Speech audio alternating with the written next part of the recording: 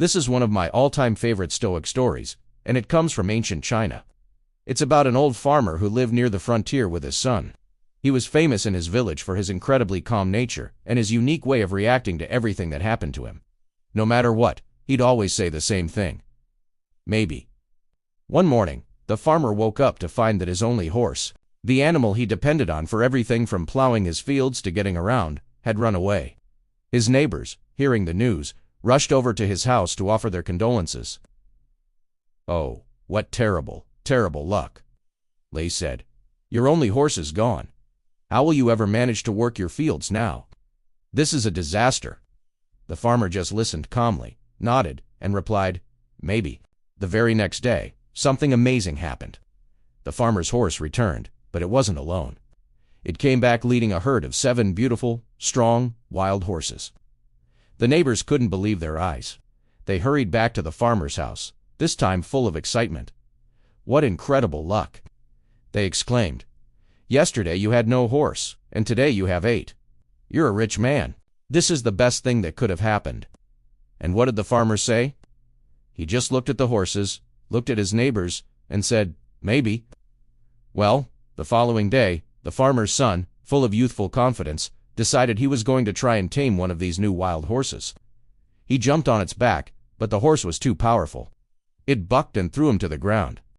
And the son landed badly, breaking his leg. The neighbors heard his cries and came running once again. Seeing the young man in pain, they shook their heads in sorrow. "Oh no, what a terrible misfortune," they said. "Your son, your only help, is injured. This is just awful." The farmer, tending to his son's leg, simply looked up and responded, "Maybe." A few weeks passed, and the son was still recovering. One afternoon, a group of army conscription officers marched into the village. A war had broken out, and they were there to draft every single able-bodied young man to go and fight. They went from house to house, taking the sons of the farmer's neighbors. When they got to the farmer's house, they saw his son lying down with his leg in a splint.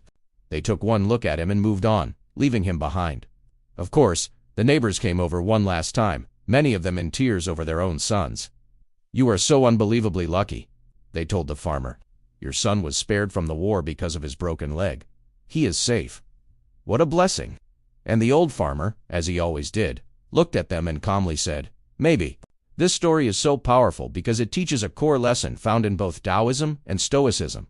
We humans are really bad at judging whether an event is truly good or bad in the moment it happens. We simply don't have the perspective to see the full picture. We can't know the long-term consequences of any single event. A seeming disaster could be the very thing that leads to a future blessing, and a stroke of incredible fortune could be the first step toward a future catastrophe. What this story encourages is a sense of calm acceptance, or equanimity.